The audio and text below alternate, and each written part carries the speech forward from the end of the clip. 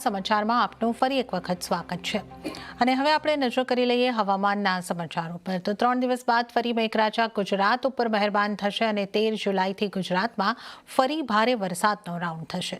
13 થી 16 જુલાઈ સુધી ઘણા જિલ્લાઓમાં ભારે વરસાદ પડી શકે છે।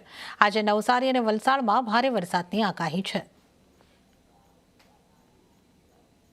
12 से 16 जुलाई तक भारी बरसात का भी संभावना है इक्का दुक्का स्थानों में।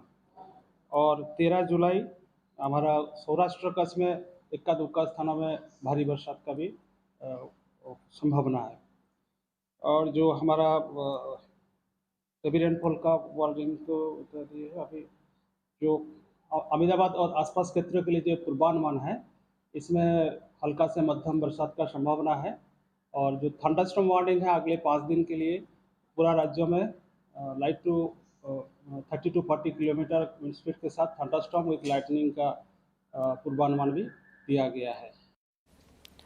तो सुरेन्द्रनगर जिल्लाમાં સતત પડેલા વરસાદથી હાલ ખેડૂતો લીલા દુષ્કાળની ભીતિ સેવી રહ્યા છે।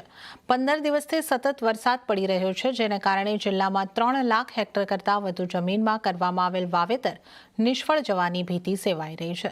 કપાસના વાવેતરમાં સૌથી વધુ નુકસાન થવાની ભીતિ છે અને અત્યાર સુધીમાં કપાસ, એરંડા, અડદ અને મગફળી સહિતના પાકનું વાવેતર કરવામાં આવ્યું છે। ખેડૂતોએ 70% વધુના કપાસનું આગોતરું વાવેતર કરી દીધું હતું, પરંતુ ત્યારબાદ વરસાદે વિરામ ન લેતા નુકસાન જવાની શક્યતાઓ છે। ખેતરો પાણીથી તરબોળ બની ગયા છે અને અમુક ખેતરો તો બેટમાં ફેરવાઈ ગયા છે।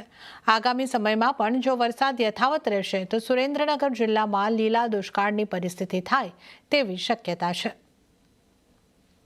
સતત વરસાદ થવાથી આ બહુ નુકસાન થયા છે। ધારો કે કપાસના વાવેતર કર્યા, જાર, તલ, અડદ બધા કન્ટિન્યુ 10-15 દિવસથી જે વરસાદ ચાલુ છે એના હિસાબે બધા પાક નિષ્ફળ ગયા છે।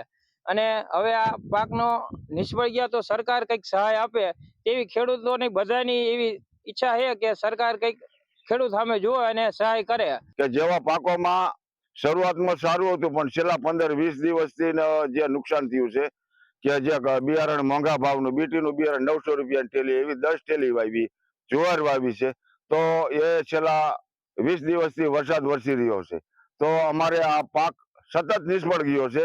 તો અમારી એવી માગણી છે કે અમને સરકારશ્રી કોઈ આવી સહાય કરે। ખેતરોમાં અત્યારે એવી પરિસ્થિતિ છે કે લીલા દુષ્કાળ જેવી પરિસ્થિતિ છે અને સરકાર આ બાબતે યોગ્ય કાર્યવાહી કરે અને ખેડૂતોનું સર્વે કરાવી અને જો વળતર આપે તો ખેડૂતો પોતાનું બીજો પાકનું વાવેતર કરી શકે છે।